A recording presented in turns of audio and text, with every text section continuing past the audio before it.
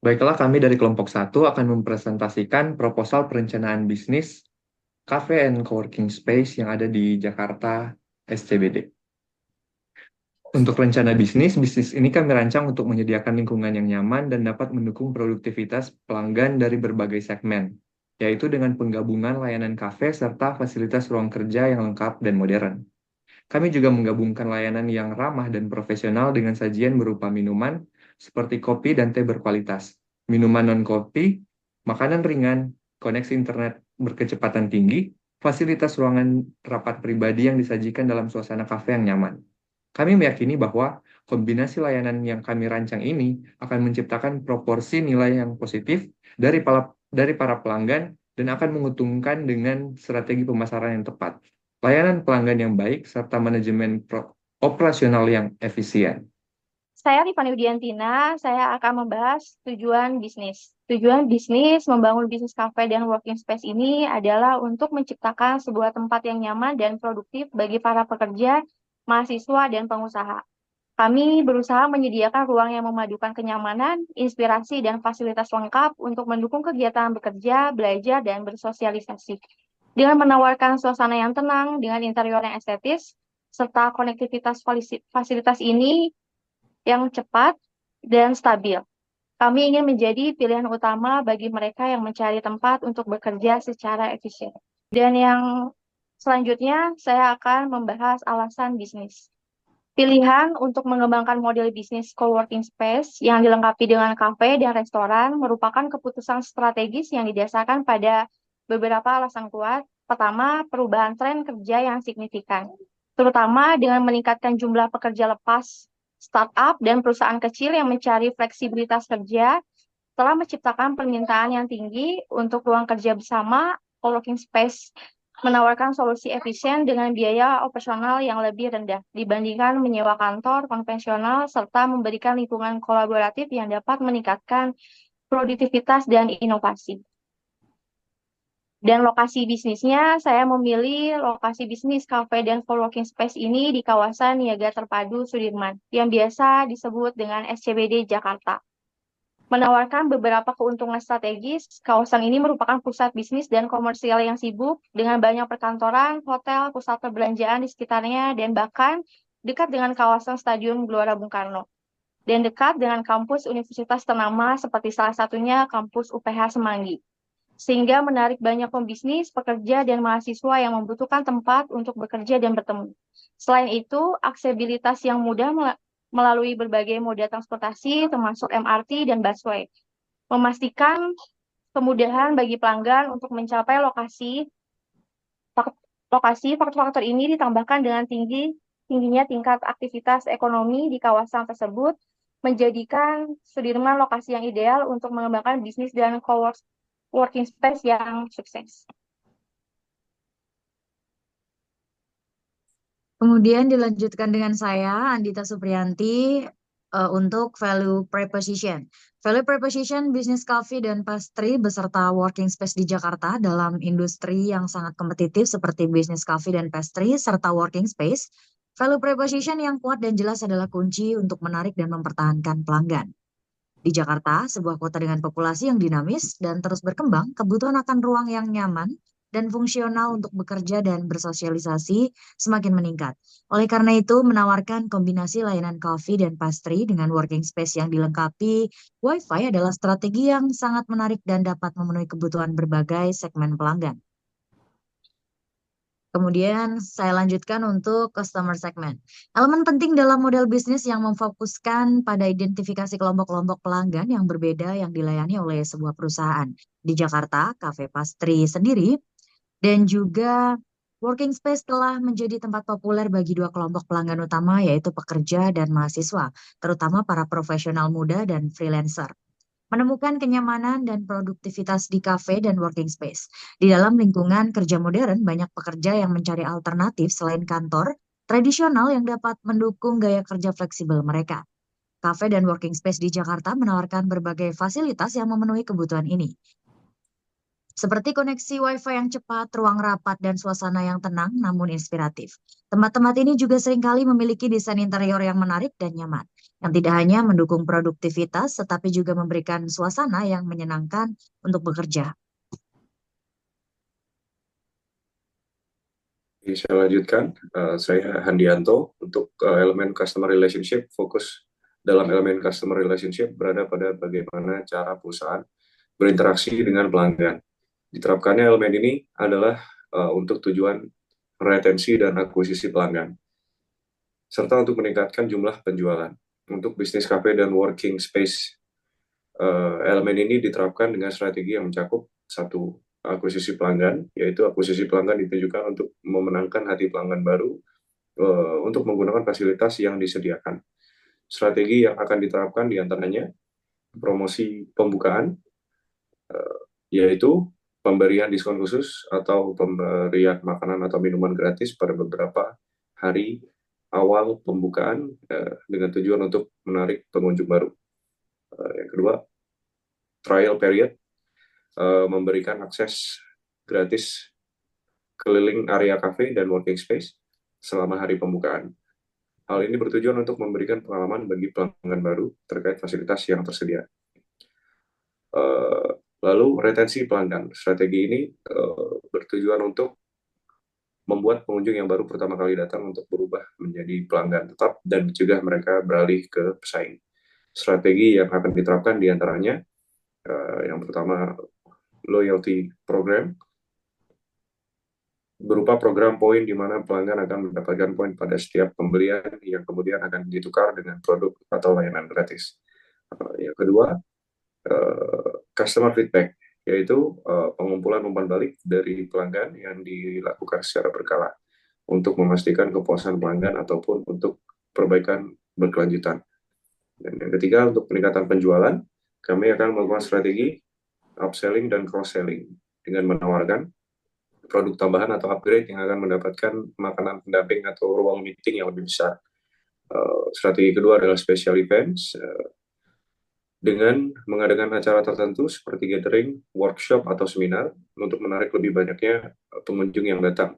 Selain melakukan ketiga strategi di atas, terdapat pula diskon dan giveaway untuk meningkatkan hubungan dengan pelanggan dan untuk menarik pengunjung baru dengan strategi seperti satu, grup diskon khusus untuk pemesanan secara grup atau acara besar.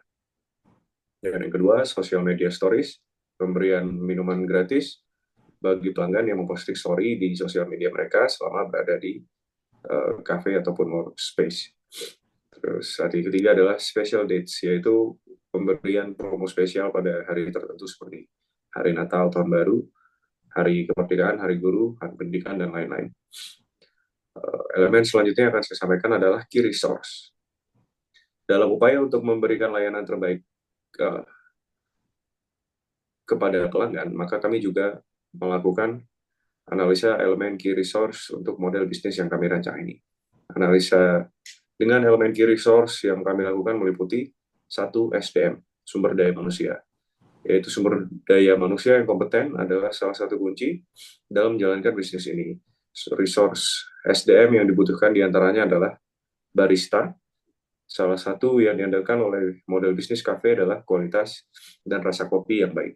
Pada aspek ini, kita membutuhkan barista yang terlatih dalam mengolah, membuat, menyajikan kopi, dan dapat berinovasi menciptakan suatu kopi yang unik hingga mampu memberikan pelayanan yang ramah kepada pelanggan. SDM kedua adalah pastry chef. Sama halnya dengan kopi, model bisnis yang kami rancang ini juga mengandalkan kualitas dan rasa pastry yang enak dan serta unik. Oleh karena itu, seorang pastry chef yang profesional dan berpengalaman yang mampu membuat berbagai macam hidangan pastry, mampu berinovasi dalam menciptakan sesuatu yang baru, serta mampu menyajikan hidangan yang sesuai sebagai hidangan pagi, siang hari, ataupun malam hari, akan menjadi salah satu kunci untuk membentuk identitas yang baik dari pelanggan. SDM yang ketiga adalah chef. Bisnis modeling yang kami rancang juga menyajikan berbagai menu makanan sebagai hidangan utama. Oleh karena itu, seorang chef yang profesional dan berpengalaman dalam mengolah bahan baku dan peralatan yang akan disediakan akan menyajikan hidangan yang enak, higienis, dan dengan penampilan yang menarik. SDM yang selanjutnya adalah manajer. Peran manajer dalam bisnis ini seperti mengelola operasional harian, eh, seperti tata kelola keluar masuknya bahan baku, mengatur keuangan, dan melakukan interaksi langsung dengan pelanggan, baik itu berupa sambutan selamat datang, mengantarkan pelanggan ke meja ataupun working space, serta menangani secara langsung apabila ada suatu masalah yang terjadi selama waktu operasional. SDM selanjutnya adalah marketing. Seorang marketing akan membuat strategi promosi dengan menggunakan media promosi seperti media sosial dan juga internet yang mencakupi desain brosur, pengelolaan sosial media, menjalin kerjasama dengan brand tertentu. Hal yang akan dilakukan juga meliputi penanganan reservasi dari awal hingga selesai. SDM selanjutnya, waiter atau waitress dan kasir. Salah satu kunci kepuasan pelanggan adalah adanya layanan yang baik dari waiter, waitress, para yang akan memberikan yang akan diberikan pelatihan yang menitik beratkan pada kepuasan pelanggan seperti murah senyum, ramah, helpful, dan memberitahu pengunjung tentang promo yang sedang berlaku, dan juga cepat tanggap pada pengunjung yang membutuhkan sesuatu. Tugas lainnya adalah untuk menjadi tenaga tambahan bagi pastry chef dan chef. Step selanjutnya adalah staf kebersihan. Staf kebersihan juga memegang salah satu kunci utama berjalannya bisnis ini, yaitu dengan menjaga kebersihan serta merawat segala fasilitas yang disediakan. Beberapa hal yang akan dilaksanakan oleh staf kebersihan diantaranya menjaga kebersihan wilayah kafe, wilayah working space, dan juga ruang meeting, wilayah outdoor, wilayah indoor, serta menjaga kebersihan dan perawatan kamar mandi. Selanjutnya, poin kedua pada key resource adalah detail interior dan eksterior bangunan.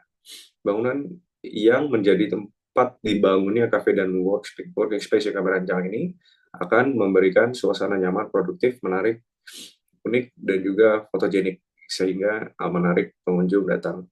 Beberapa elemen yang akan diterapkan dalam desain interior bangunan seperti desain yang ekonomis, seperti kursi dan meja yang nyaman untuk digunakan bekerja dalam waktu yang lama, elemen pencahayaan yang baik dengan memanfaatkan cahaya lampu dan cahaya matahari siang hari yang nyaman, sehingga dapat mengurangi kelelahan mata.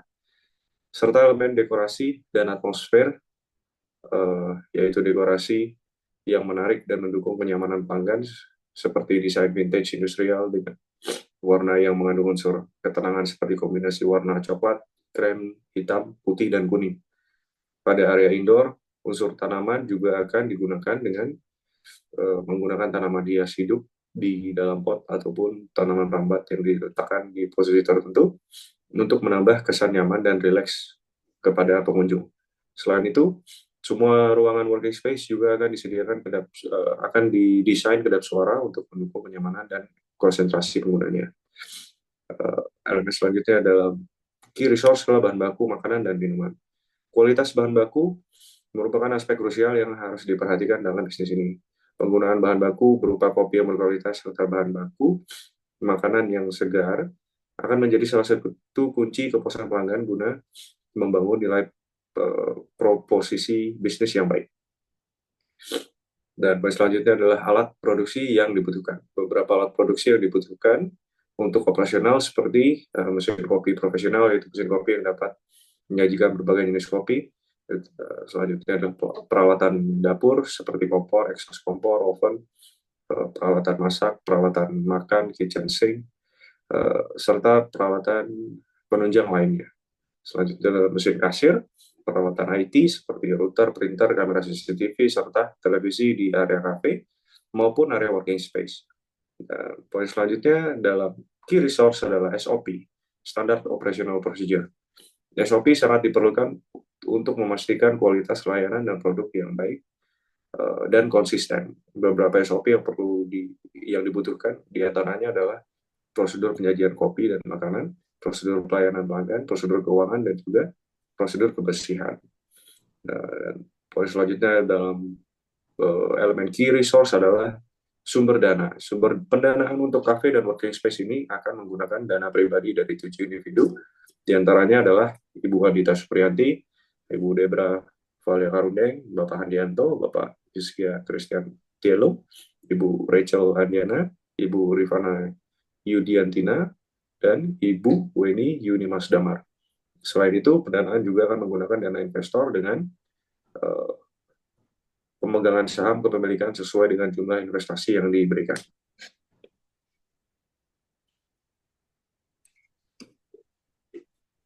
Selanjutnya dengan saya, Weni Yunimas Damar, akan membahas mengenai key activities dalam bisnis ini. Dalam membangun bisnis kafe yang menawarkan produk kopi berkualitas dan aneka pastry, terdapat sejumlah key activities yang harus dilakukan untuk memastikan operasional bisnis berjalan dengan lancar, produk yang dihasilkan berkualitas tinggi, dan kepuasan pelanggan terjaga. Di antaranya ada pengadaan bahan baku, lalu produksi dan pengolahan, pelayanan pelanggan, pengelolaan operasional harian, pemasaran dan promosi, pengelolaan keuangan, pengembangan teknologi, dan juga riset pasar dan konsumen.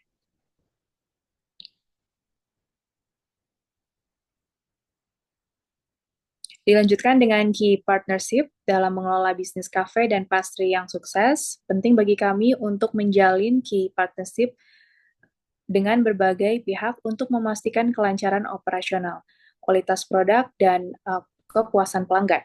Salah satu kemitraan utama adalah dengan pemasok biji kopi yang berkualitas. Pemasok biji kopi yang andal memastikan bahwa kafe selalu memiliki stok biji kopi yang segar dan berkualitas tinggi.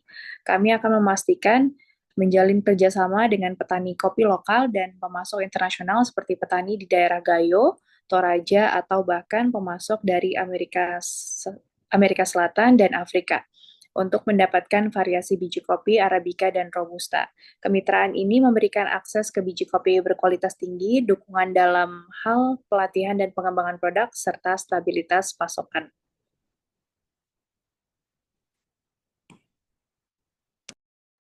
Dilanjutkan oleh saya Rachel Andiana. Saat ini saya akan membahas tentang channels.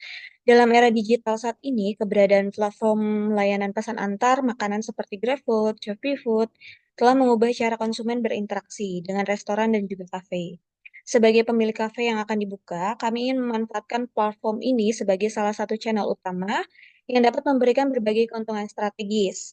Kami ingin membahas bagaimana pentingnya menggunakan GrabFood dan ShopeeFood sebagai channel pemasaran dan penjualan utama untuk kafe, serta manfaat yang dapat diperoleh secara strategi pemasaran online. Kami ingin meningkatkan visibilitas dan jangkauan pasar, seperti menggunakan GrabFood dan juga ShopeeFood, itu meningkatkan visibilitas dan jangkauan pasar kami. Dan yang kedua, efisiensi operasional.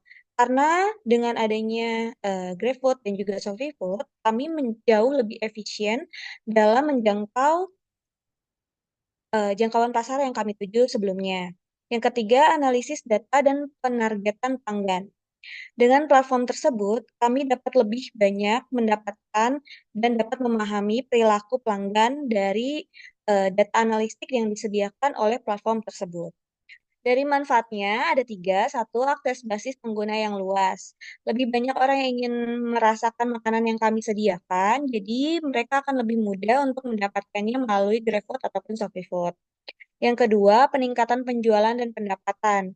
Kalau dari peningkatan dan penjualan, itu bisa kami lihat dari banyaknya juga restoran-restoran yang mengandalkan ShopeeFood ataupun GrabFood sebagai partner mereka dalam mengembangkan bisnis mereka atau mendapat peningkatan dalam penjualan mereka. Ini pun yang akan kami gunakan sebagai salah satu alat untuk meningkatkan peningkatan penjualan dan pendapatan kami. Fleksibilitas dalam promosi dan juga pemasaran.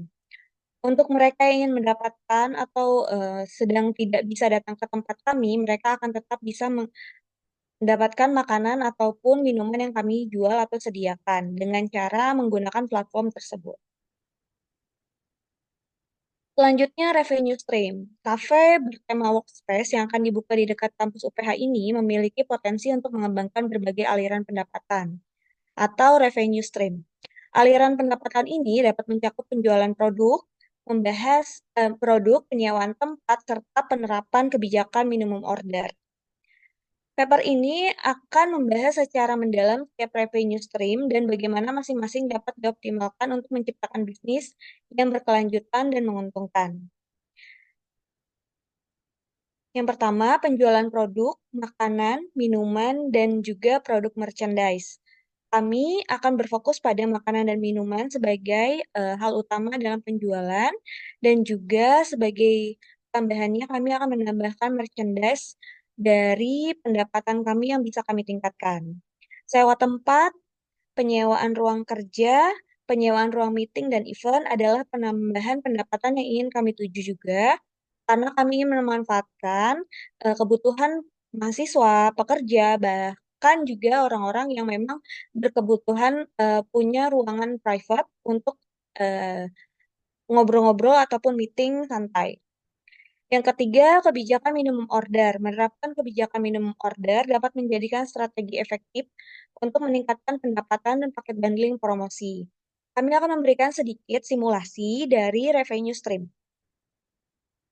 Jika dilihat, kami akan buka dari pagi sampai dengan malam. Sekitar paginya, kita akan buka dari jam 9 pagi sampai jam 10 malam. Dari pagi, kami akan mengutamakan untuk menjual beverage, pastry, dan makanan berat. Dari pagi kami memperhitungkan kira-kira minuman kami itu berkisar mulai dari 35.000. Dari 35.000 rupiah, ada pendapatan dari pagi mungkin sekitar 20 cup yang bisa kami jual. Lunch akan lebih banyak karena orang-orang yang bekerja ataupun mahasiswa yang sedang kuliah, mereka sedang break time.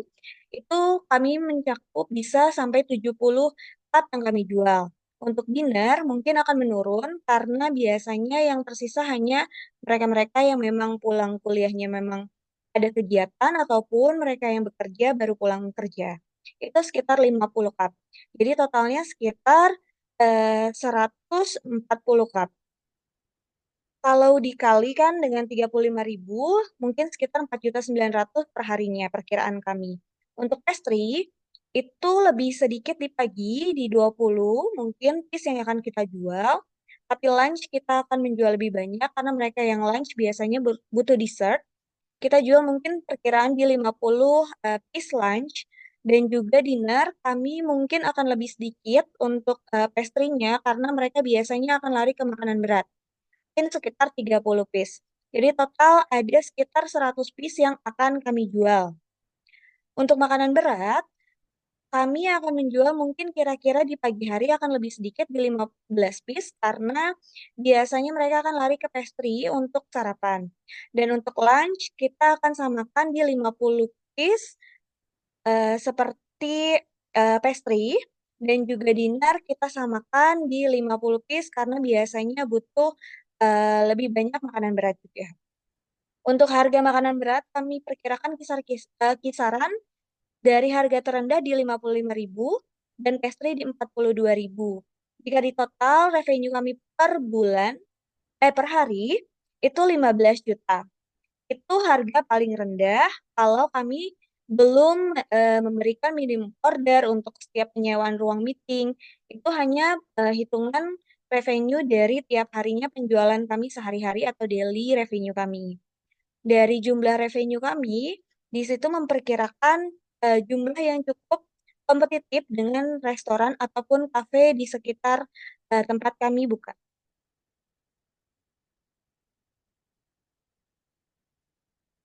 Selanjutnya, kami akan membahas tentang tantangan dan juga solusi. Meskipun ada banyak manfaat, memanfaatkan platform pesan antar makanan juga memiliki banyak tantangan tersendiri. Salah satunya tantangan utama adalah persaingan yang ketat dengan banyak restoran dan kafe lain yang juga terdaftar di platform tersebut. Untuk mengatasi ini, kafe perlu memastikan bahwa kualitas makanan dan layanan tetap konsisten dan juga unggul. Selain itu, biaya komisi yang dikenakan oleh platform juga mendapat mempengaruhi margin keuntungan. Oleh karena itu, penting bagi kafe untuk menyeimbangkan harga menu dan biaya operasional untuk memastikan keuntungan tetap optimal. Dilanjutkan oleh saya, Debra Valia Karundeng, untuk bagian cost structure. Cost structure atau struktur biaya adalah elemen kunci dalam model bisnis yang menggambarkan berbagai jenis biaya yang harus dikeluarkan oleh sebuah perusahaan untuk menjalankan operasionalnya. Struktur biaya mencakup semua pengeluaran yang diperlukan untuk memproduksi dan mengirimkan produk atau layanan kepada pelanggan. Dalam konteks bisnis coworking space, yang dilengkapi dengan kafe dan restoran. Memahami dan mengelola struktur biaya sangat penting untuk memastikan bisnis tetap efisien, kompetitif, dan menguntungkan. Cost structure sendiri memiliki aspek-aspek, yaitu biaya tetap adalah pengeluaran yang tidak berubah dengan volume produksi atau penjualan. Ini termasuk sewa bangunan, gaji karyawan, dan biaya depresiasi. Yang rata-rata per bulannya berkisar 164 juta rupiah. Sehingga total bulanan yang diantisipasi adalah sekitar 220 juta rupiah per bulan. Dalam bisnis ini berkisar 304 juta per bulannya. Selanjutnya ada biaya variabel, yang merupakan biaya yang berubah seiring dengan volume produksi atau penjualan. Ini termasuk biaya bahan baku, komisi platform pengantar makanan, dan utilitas seperti listrik dan air. Perkiraannya untuk biaya variabel berkisar 75 juta per bulan. Selanjutnya ada biaya operasional. Biaya operasional adalah pengeluaran yang dibutuhkan untuk menjalankan bisnis sehari-hari. Ini mencakup biaya pemasaran, perawatan peralatan, dan biaya operasional lainnya. Biaya operasional sendiri kurang lebih akan dikeluarkan 22 juta per bulan. Selanjutnya ada biaya logistik, biaya yang terkait dengan pengiriman dan distribusi produk kepada pelanggan. Dalam biaya logistik ini kurang lebih ada sekitar 5 juta per bulan. Sehingga total dari cost structure untuk bisnis ini sebulannya 406 juta. Dengan memahami dan mengelola struktur biaya ini, kami dapat memastikan bahwa bisnis dapat berjalan dengan efisien dan tetap kompetitif di pasar. Terima kasih. Berdasarkan presentasi kami, perencanaan bisnis ini menekankan pada penyediaan layanan berkualitas tinggi dengan fasilitas lengkap serta strategi pemasaran efektif untuk menarik dan mempertahankan pelanggan. Bisnis ini bertujuan menciptakan lingkungan yang nyaman bagi pekerja profesional, mahasiswa, dan pengusaha. Dengan lokasi strategis di Sudirman, Jakarta, serta layanan kafe dan ruang kerja modern, prospek bisnis ini sangat menjanjikan. Tren bekerja fleksibel dan kebutuhan akan ruang kerja yang nyaman mendukung keberhasilan bisnis ini. Strategi pemasaran melalui platform pesan antar makanan seperti GoFood, GrabFood, dan ShopeeFood, dan fokus pada kualitas produk serta pelayanan pelanggan akan memberikan nilai tambah yang signifikan. Kemitraan dengan berbagai pihak dapat memastikan operasional yang lancar dan produk yang berkualitas.